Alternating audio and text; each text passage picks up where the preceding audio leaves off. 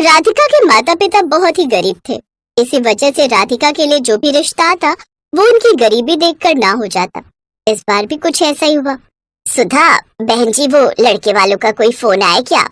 हाँ बहन जी, आया तो था, पर लड़के वालों ने मना कर दिया है। वो अपनी बराबरी का ही घर देख रहे हैं। मेरी बात का बुरा मत मानना, वो पैसे वाले घर में शादी करना चाहते हैं, इसलिए उन्होंने राधिका के लिए मना कर दिया है। वैसे मैं और भी रिश्ते बताऊंगी। एक लड़का है मेरी नजर में, बहुत अच्छा है, पर पान की दुकान चलाता है।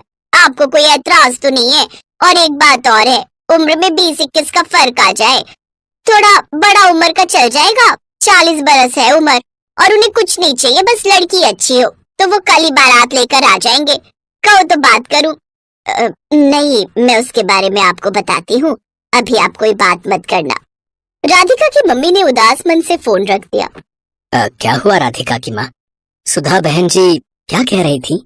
कुछ नहीं, उन्होंने तो मना कर दिया, पर एक और लड़का मतलब आदमी के लिए बोल रही थी। मुझे तो अजीब भी लग रहा है तुम्हें बताते हुए।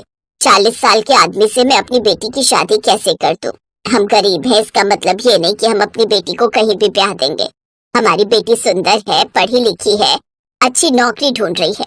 किसी स्कूल में नौकरी मिल जाएगी तो वो पैसे भी कमाने लगेगी। घर के सभी कामों में निपुण है, उसके लिए अच्छा रिश्ता भगवान जरूर भेजेंगे, मुझे पूरा विश्वास है। मैं अब सुधा बहन जी को फोन करूंगी ही नहीं, वो बिल्कुल अच्छे रिश्ते नहीं बताती। तभी राधिका आ जाती है। माँ, मैंने छत पर कपड़े धोकर सुखा दिए, स्कूल से फोन आ गया, मुझे इंटरव्यू के लिए जाना है, बस मेरी नौकरी लग जाए। हाँ हाँ बेटा, जरूर लगेगी। मेरी बच्ची इतनी होनहार है तो भला उसे टीचर की नौकरी क्यों नहीं मिलेगी? जा, तू आराम से जा। जा बेटा, सब अच्छा होगा। राधिका बहुत खुश थी। जिस स्कूल में उसने टीचिंग के लिए अप्लाई किया था, वहाँ से उसे फोन आ गया था। राधिका ऑटो रिक्शा पकड़कर स्कूल जाने लगी, तभी उसे ऑटो रिक्शा में एक फाइल मिलती है। भैया, ये फाइल आपकी है? नहीं बहन जी, मेरी नहीं है। ये तो आपसे पहले एक साहब बैठे थे, उनकी फाइल है। अब मैं तो पढ़ा लिखा हूँ नहीं, अनपढ़ हूँ, तो पढ़ ही नहीं सकता। अगर आप पढ़ लो तो उन साहब को ये फाइल आप दे सकती हो, इस पर उनका एड्रेस लिखा होगा। राधिका देखती है, फाइल में बहुत जरूरी डॉक्यूमेंट थे और उस पर नाम और पता भी लिखा था। राधिका स्कूल में इंटरव्यू देने के बाद उस एड्रेस पर फाइल देने के लिए जाती है। भैया, मिस्टर अमर का घर यही है? जी, ये अमर साहब का ही घर है। आपको उनसे कुछ काम है? जी, मुझे उनसे मिलना है, जरूरी काम है।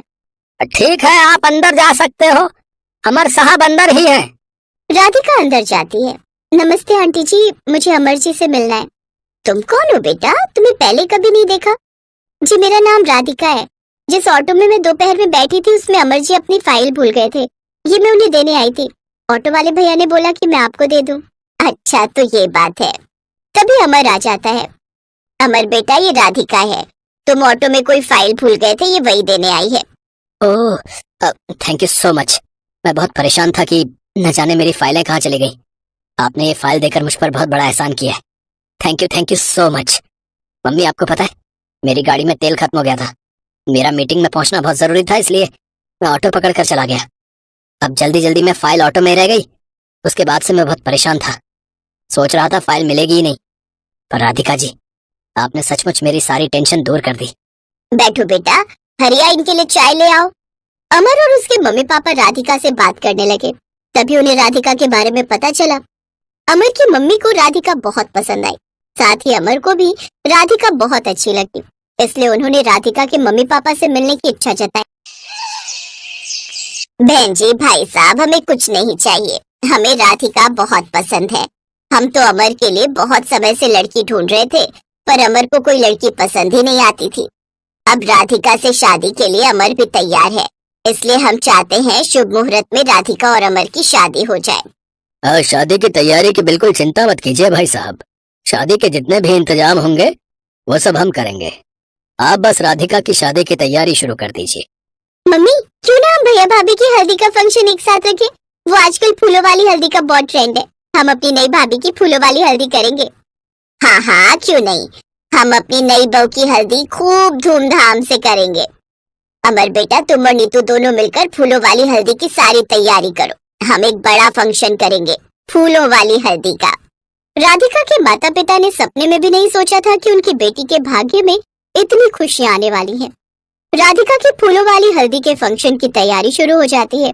शादी के दिन सुबह के समय राधिका और अमर पीले कपड़ों में तैयार होते हैं। सभी मेहमानों ने भी पीले कपड़े पहने हुए थे। ढोल वाले ढोल बजा रहे थे। राधिका और अमर के सभी रिश्तेदार मिलजुल कर हल्दी की तैयारी कर रहे थे। अचानक हल्दी के फंक्शन में एक लड़की की एंट्री होती है। वो लड़की राधिका से कुछ बात करने लगती है। मेरा नाम शालू है। तुम्हें पता है मैं अमर की एक्स गर्लफ्रेंड हूँ। हम दोनों की तो सगाई भी होने वाली थी, पर मुझे पता चला कि अमर बहुत ही बिगड़ा हुआ है और उसके बहुत सारी लड़कियों के साथ चक्कर चल रहे हैं, इसलिए मैंने तो उससे दूरी बना ली थी। अब मैं तुम्हें भी खबरदार कर रही हूँ, तुम्हारे पास भी समय है, तुम अमर से शादी मत करो। अमर बिल्कुल भी अच्छा लड़का नहीं है, उसके बहुत सारी लड़कियों के साथ चक्कर है। वो तुमसे शादी तोड़ देगा और शादी के बाद भी वो बहुत सी लड़कियों के साथ अफेयर रखेगा। बस खबरदार, अगर तुमने एक और लफ्ज मेरे होने वाले पति के लिए कहा। मैं अमर जी को तुमसे ज्यादा जानती हूँ। इस 1 महीने में मैंने उन्हें अच्छे से जान लिया है। गलत वो नहीं, गलत तुम हो। अमर जी ने मुझे तुम्हारे बारे में पहले ही बता दिया था कि तुम कुछ ऐसा कांड जरूर करोगी, इसलिए मैं पहले से ही खबरदार थी।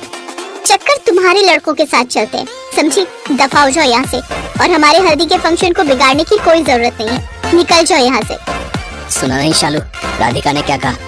थैंक यू राधिका, मुझ पर यकीन करने के लिए। आई एम सो हैप्पी कि तुम मेरी पत्नी बनने वाली हो। शालू नाम की वो लड़की पैर पटकती हुई वहाँ से चली जाती है। नीतू बेटा, ये फूलों वाली सुंदर ज्वेलरी बहुत अच्छी लग रही है तुम्हारी होने वाली भाभी पर। हाँ मम्मी, ये फूलों की ज्वेलरी, गले का हार, कानों की कुंडल, माथा टीका, हाथों के कड़े सब आजकल हल्दी फंक्शन के लिए स्पेशली मिल जाते हैं। मैंने सबके लिए मंगवाए हैं भाभी। मम्मी आपको भी माथा टीका लगा देती हो। नीतू सबको फूलों वाली ज्वेलरी देती है। राधिका और अमर को शादी की हल्दी लगती है। सब उन्हें हल्दी लगाते हैं और शाम के समय खूब धूमधाम से राधिका और अमर की शादी संपन्न होती है और खुशी खुशी राधिका अपने ससुराल चली जाती है। राधिका के मम्मी पापा की आंखों में खुशी के आंसू थे। सब रिश्तेदार और पड़ोसी भी हैरान थे, ये देखकर कि राधिका की शादी इतने धूमधाम से इतने अच्छे लड़के के साथ होगी। किसी ने भी ये नहीं सोचा था।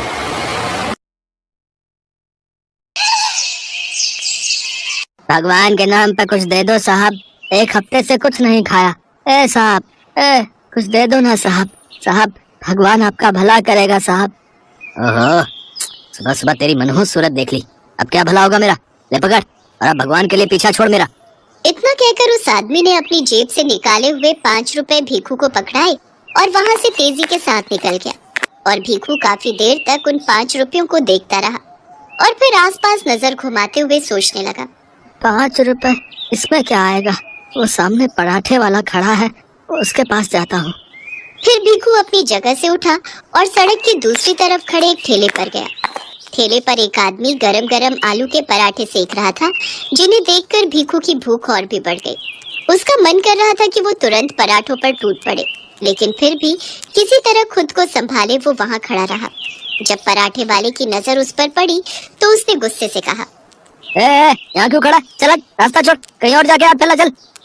भैया मुझे पराठा खाना है। ये लो, मेरे पास पैसे भी हैं। ये तो बस 5 रुपए, इतने में नहीं मिलता यहाँ कुछ।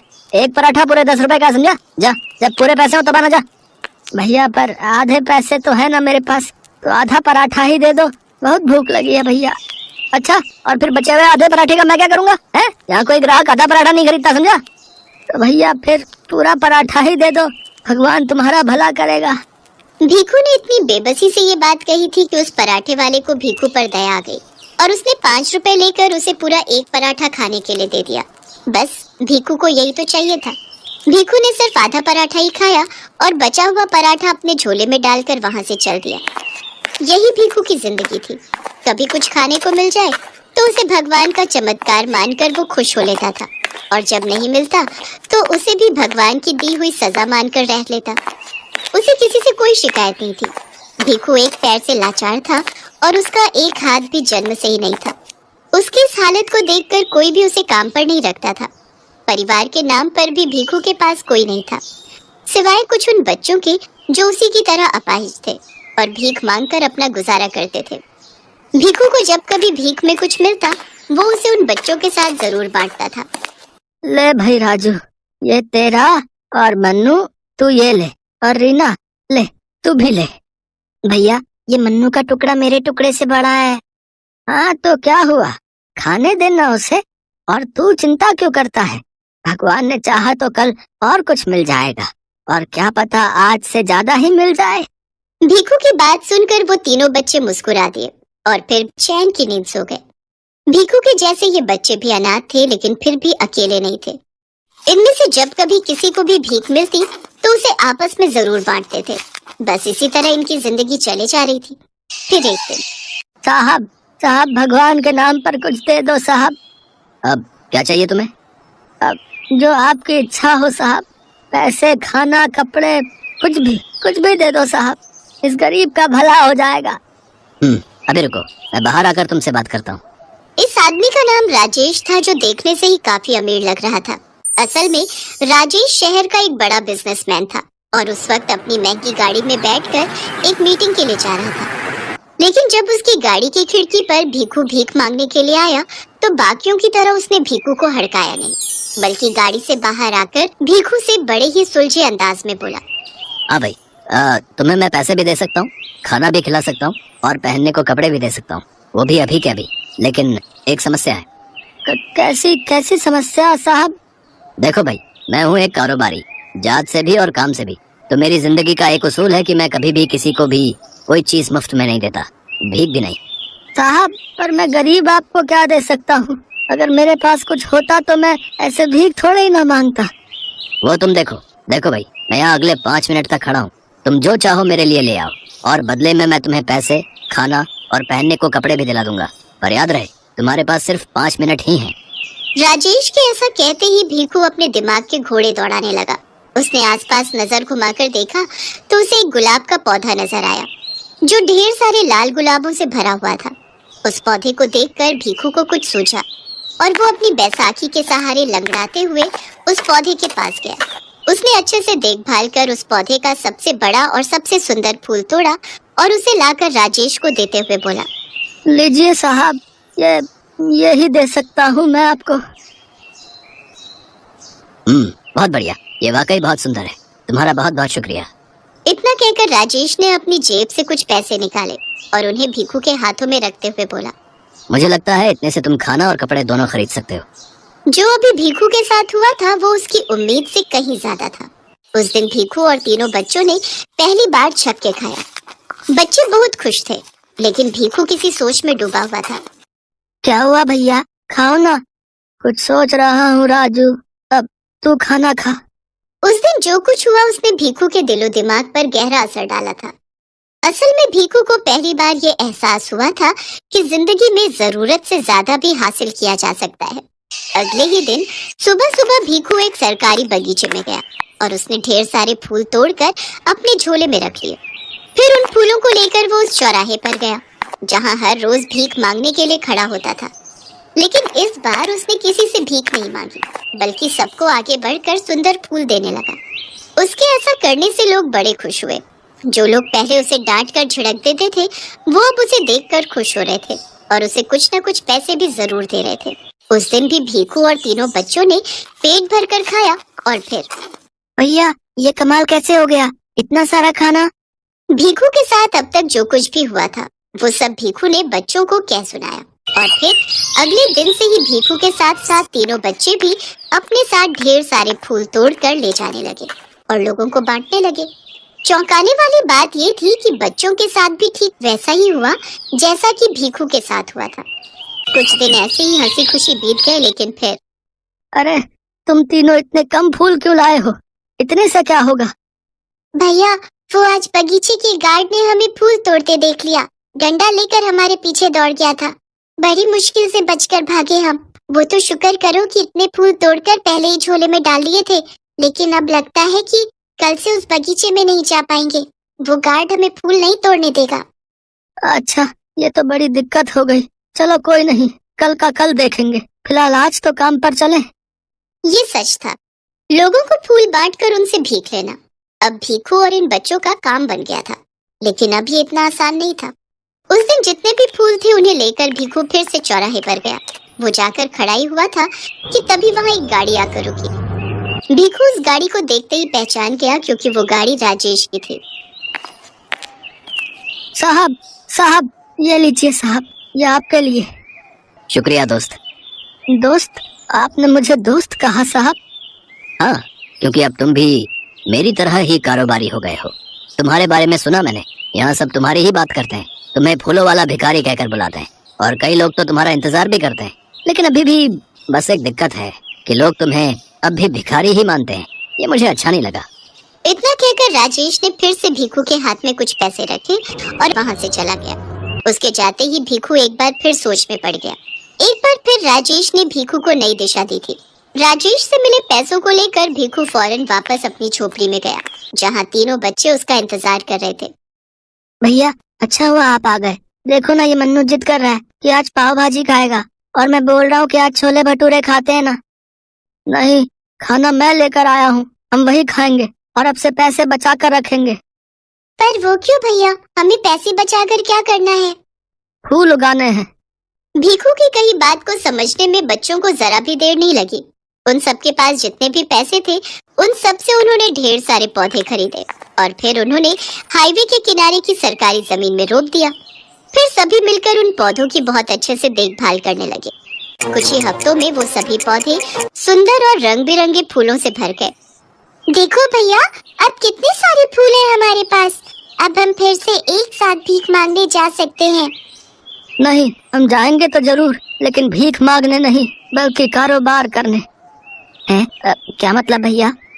भीख मांगने से बेहतर है कि हम इन फूलों को बेचकर पैसे कमाएं, और फिर जो पैसे मिले उनसे और पौधे लगाएं, फिर और ज्यादा कमाएं। आखिर कब तक भिखारी ही रहेंगे? क्यों, सही कहा ना मैंने?